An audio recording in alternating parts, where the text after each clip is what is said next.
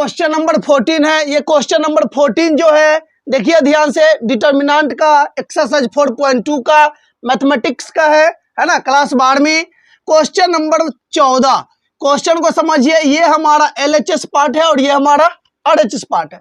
LHS part को क्या करना है, एक्सपेंडिंग करो, ऑपरेशन करो, उसके बाद क्या लाना है, RHS लाना है। समझ में आ गया? तो सबसे पहला बात, LHS पार्ट को हम लिखेंगे तो किस नाम से, तो डेल्टा से। बार बार बता रहा हूं, डेल्टा से इसको लिखा जाता है ना।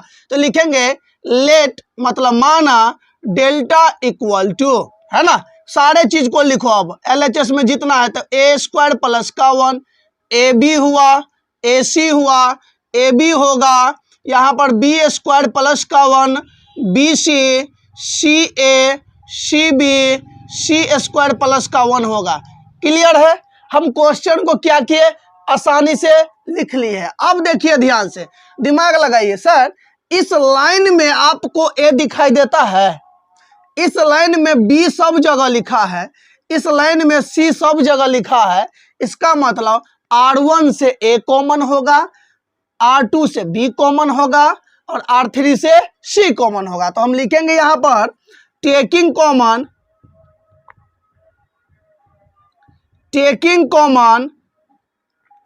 A, B, C फ्रॉम, पूछेगा कहां से ले रहे हैं, तो बोलना है R1 से लिए पहला वाला, दूसरा वाला R2 से लिए हैं, एंड और तीसरा वाला कहां से लिए, R3 से।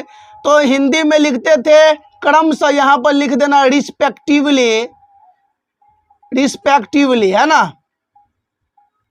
क्लियर है बातें? अब देखिए जब हम कॉमन लेते हैं तो डेल्टा इक्वल टू, जो कॉमन लिया जाता है उसको इनटू में लिखा जाता है।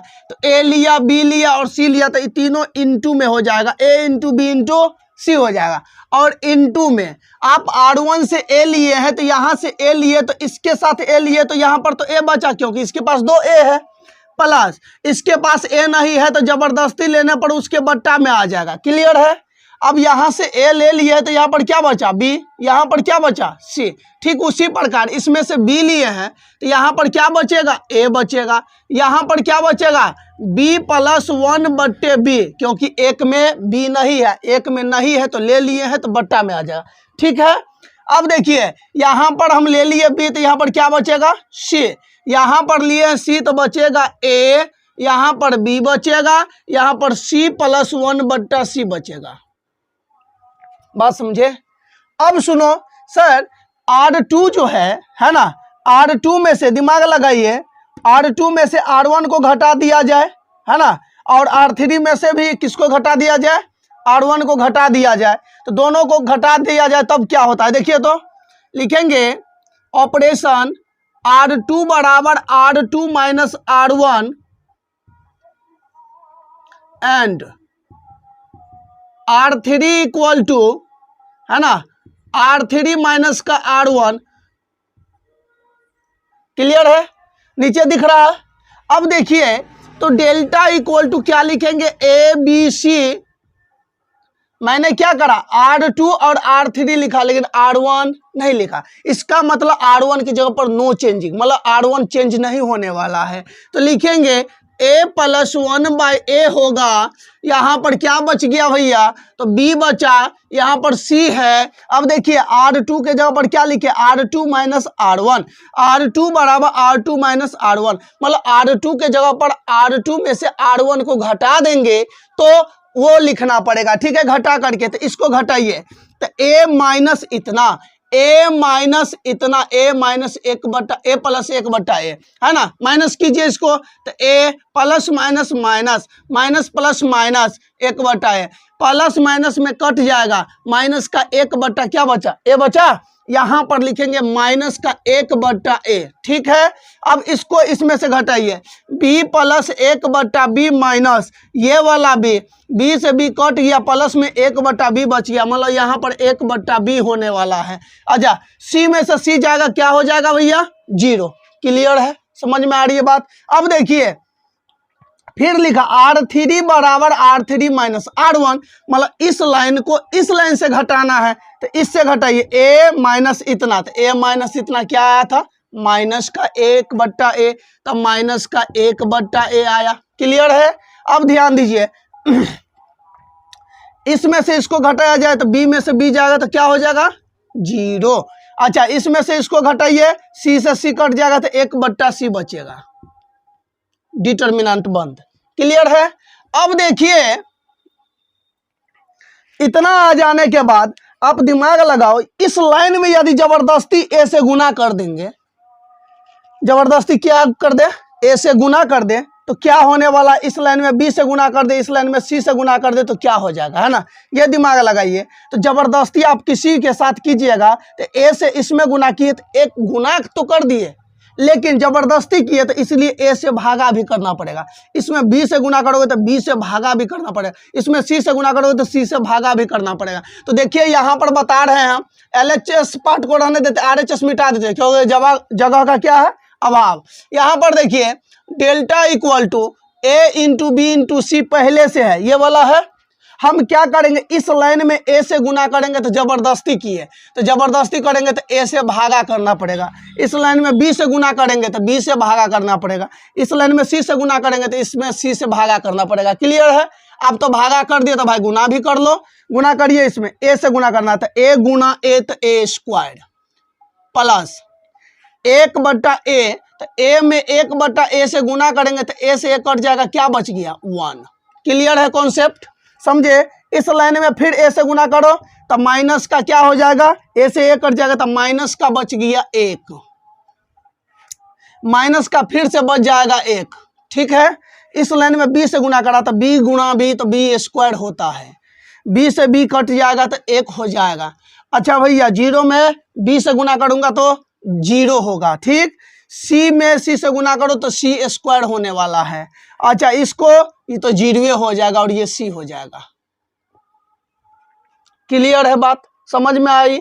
अब देखिए, दिमाग लगाइए, क्या मैं इस तीनों लाइन को आपस में जोड़ दूं, क्या मैं इस तीनों को आपस में, ओ सी से सी गुना करेंगे तो क्या हो जाएगा 1 हो जाएगा। यहाँ पर सी नहीं होगा, देखिए 1/c पहले से है, सी से गुणा करा, सी से सी कट जाएगा, 1 बचेगा। क्लियर है। अच्छा भैया, देखिए अब तीनों को आपस में जोड़ दीजिए, क्योंकि RHS क्या था हमारा 1 + a² + b² प्लस का c² चाहिए। तो अब देखिए 1 तो मिला, अच्छा a² भी मिला, b² भी मिला, c² भी मिला, लेकिन सबके साथ क्या है, प्लस का चिन्ह। तो ये तब आएगा जब आप सभी को क्या करोगे, आपस में जोड़ोगे। अच्छा, तो देखिए ये वाला पार्ट इस वाले पार्ट को क्या किया, काट दिया। तो डेल्टा इक्वल टू क्या लिखोगे 1, तो 1 लिखना नहीं है ना। तो आप क्या करोगे, इस लाइन को इस लाइन को इस लाइन को जोड़िए, तो लिखेंगे C1 बराबर C1 + C2 प्लस क्या लिखो C3, है ना। अब देखिए डेल्टा इक्वल टू क्या लिखेंगे, बोलिए, तीनों को आपस में जोड़ दिए तो 1 + a² + b² + c², इस तीनों को जोड़िए। सर माइनस का 1 प्लस का 1 तो कट गया 0, 0 में 0 जोड़ा तो 0 होने वाला है ना। माइनस का 1 में 0 जोड़ा, माइनस का 1 प्लस का 1 जुटेगा तो 0 होने वाला होगा कि नहीं होगा। और इसको वैसे ही छाप देना है, b² c² 1 होगा, 0 होगा, 0 होगा, 1 होगा। अब इस लाइन से आप कॉमन ले लो, इतना सारा को कॉमन ले लेना। तो लिखेंगे taking common 1 + a² + b² + c² from, कहां से, C1 से। अब डेल्टा इक्वल टू इतना कॉमन लिया तो 1 प्लस का a² + b² + c²। अब क्या बचा भैया, तो यहाँ पर 1 बचेगा, यहाँ पर रसगुल्ला, ये भी रसगुल्ला, ये b² 1 हो गया, रसगुल्ला c² रसगुल्ला, और ये 1 बचेगा। क्लियर है कॉन्सेप्ट। अब देखिए सर, हम आपको बार बार बताते हैं डिटर्मिनेंट में क्या बता रहे थे, जब किसी एक रो में, जब किसी एक रो या एक कॉलम में 2 0 आ जाता है ना, तो उसका आप डायरेक्टली एक्सपेंडिंग कर दो, रुकना नहीं है। तो लिख दे, देखिए 2 0 मिला, एक्सपेंडिंग कर रहा हूं मैं, एक्सपेंडिंग अलोंग भैया इस लाइन में, इसलिए इसको मैंने करा C1 एक्सपेंडिंग। क्लियर है। अब देखिए delta equal to 1 + a² + b² + c², बातें समझ में आई। अब देखिए मैं इसका एक्सपेंडिंग करा तो 1 के साथ करो, है ना, तो 1 को हेड करो, ऐसे होता है हेड। क्या बचा 1 0 0 1, बहुत अच्छे। तो यहाँ पर लिखेंगे 1 0 0 1। अब भैया ये तो माइनस 0 है, तो माइनस का 0 गुना कुछ भी रहे 0 कर देगा, प्लस का 0 गुना कुछ भी रहे तो 0 कर देने वाला है ये, है ना। तो देखिए delta equal to 1 plus A square plus B square plus C square. अब देखिए ध्यान से 1 इंटू 1 1 1 और 1 का गुना 1 होता, माइनस का 0, इधर का कहानी खत्म। क्लियर है।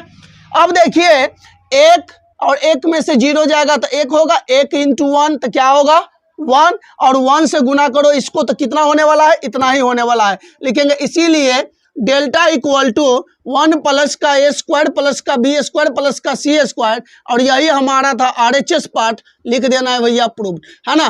तो वीडियो पसंद आया होगा तो लाइक करें, शेयर भी करें और चैनल को सब्सक्राइब भी जरूर। तो देखिए हमारा क्वेश्चन नंबर 15 मतलब 15 की बात करते हैं। 15 क्वेश्चन को पहले पढ़िए, है ना। ये मल्टीपल चॉइस क्वेश्चन है, देखिए ध्यान से। कहता है लेट मतलब माना A B A square matrix, A कोई स्क्वायर मैट्रिक्स है ना, ऑफ ऑर्डर 3 मतलब ए स्क्वायर मैट्रिक्स है लेकिन उसका ऑर्डर कितना है 3/3 है। कहता है देन, तब देन होगा यहाँ, देन मतलब तब डिटर्मिनेंट ऑफ के ए इज इक्वल टू क्या होगा, देन तब इतना का वैल्यू क्या होगा, मतलब आपका डिटर्मिनेंट ऑफ के इज इक्वल टू व्हाट, ये पूछ रहा है आपसे, है ना। तो सबसे पहला बात ए बराबर कुछ मान लेते हैं। सोचिए A1 माना, A2 माना, A3 माना, B1 B2 B3, C1 C2 C3। Clear है। ये हमारा मैट्रिक्स हुआ स्क्वायर मैट्रिक्स। स्क्वायर मैट्रिक्स का मतलब ये होता है जिसकी रो और कॉलम की संख्या समान होती है। चेक करो R1 R2 R3 3 रो है, C1 C2 C3 3 कॉलम है। जब आपके पास समान रो और समान कॉलम वाला होता है तो उसे स्क्वायर मैट्रिक्स कहा जाता है। तो देखिए रो की भी संख्या समान है, कॉलम की भी संख्या समान है, मतलब ये दोनों समान है तो स्क्वायर मैट्रिक्स है, ये दोनों समान नहीं है तो स्क्वायर मैट्रिक्स नहीं है। क्लियर है कॉन्सेप्ट। अब देखिए तब हमको क्या बोला है के ए मतलब के से गुना करना है, इसमें गुना करिए। तो के से जब गुना करेंगे तो सभी में गुना करना पड़ेगा। तो के A1 के A2 के A3 के B1 के B2 के B3, है ना। उसके बाद देखिए क्या लिखोगे के C1 के C2 और के C3। ये हमारा क्वेश्चन। अब इसका डिटर्मिनेंट निकालना है भैया। तो देखिए डिटर्मिनेंट में इसको चेंजिंग करो, जब ये डिटर्मिनेंट का चिन्ह इसमें लगेगा तब ये इसमें भी लग जाएगा, मैट्रिक्स का चिन्ह हट जाता है। तो के A1 के A2 के A3 के B1 के B2 के B3 हो जाएगा, के C1 के C2 और के C3 हो जाएगा। क्लियर है कॉन्सेप्ट। अब देखिए आप हमारे पास जगह का अभाव है, यहाँ पढ़ा देते के ए का डिटर्मिनेंट इक्वल टू इस लाइन से के कॉमन, इस लाइन से के कॉमन और इस लाइन से के कॉमन है। तो क्या मैं ऐसे लिखूँ, है ना, के कॉमन ले लिया तीनों से तो के इंटू के, इस लाइन से लिया तो क्या बचा A1 B1 C1 A2 B2 C2 A3 B3 C3 बचा क्या। अब देखिए के इंटू के तो के का whole Q into A1 B1 C1 A1 A2 A3 B1 into B1 B2 B3 और C1 C2 C3 होगा। क्लियर है। अब इसका देखो ये जो भाई साहब है इसके डिटर्मिनेंट के बराबर होगा कि नहीं होगा। तो के क्यू इंटू ए डिटर्मिनेंट, है ना। तो ये इसका क्या हुआ करेक्ट आंसर होगा। इसको मैच करो किस में मिलता है, तो करेक्ट आंसर क्या है सी है, तो लिखेंगे सी आंसर। क्लियर है भैया, समझ में आए। रुक जाइए। अब देखिए क्वेश्चन नंबर 16 यहीं पर बता देते हैं हम, यहाँ पर दिखाई दे रहा होगा, है ना। किताब को रीडिंग कीजिए।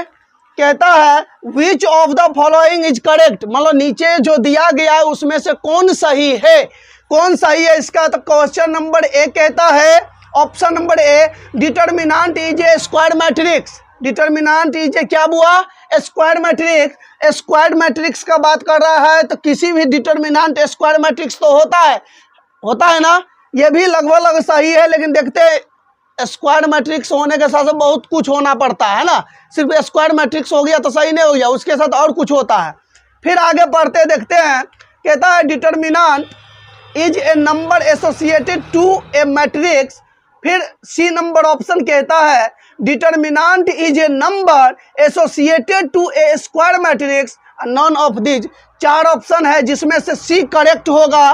सी इसलिए करेक्ट होगा, स्क्वायर मैट्रिक्स भी है लेकिन एसोसिएटेड रूल में भी होता है, और इसकी डिफिनीशन हम बार बार पढ़ाते थे डिटर्मिनेंट की, उसमें सारे गप हमने क्लियर करा था, है ना। डिटर्मिनेंट जो है ना, number of associated with the square matrix होता है, जो ऑप्शन नंबर सी में मिला आपका। तो क्वेश्चन नंबर 16 का जो आंसर होने वाला है सही, वो सी आंसर सही होगा। और इस तरह से हमारा एक्सरसाइज 4.2 डिटर्मिनेंट खत्म हो चुका है ना। तो ये हमारा एक्सरसाइज 4.2 क्लियर हो चुका है 16 क्वेश्चन के साथ। तो ध्यान दीजिए, सबसे पहला बात, अगर आप चैनल पे नए हैं तो चैनल को सब्सक्राइब कीजिए, अपने फ्रेंड्स को शेयर भी कीजिए, और लाइक नहीं किए तो लाइक भी करें।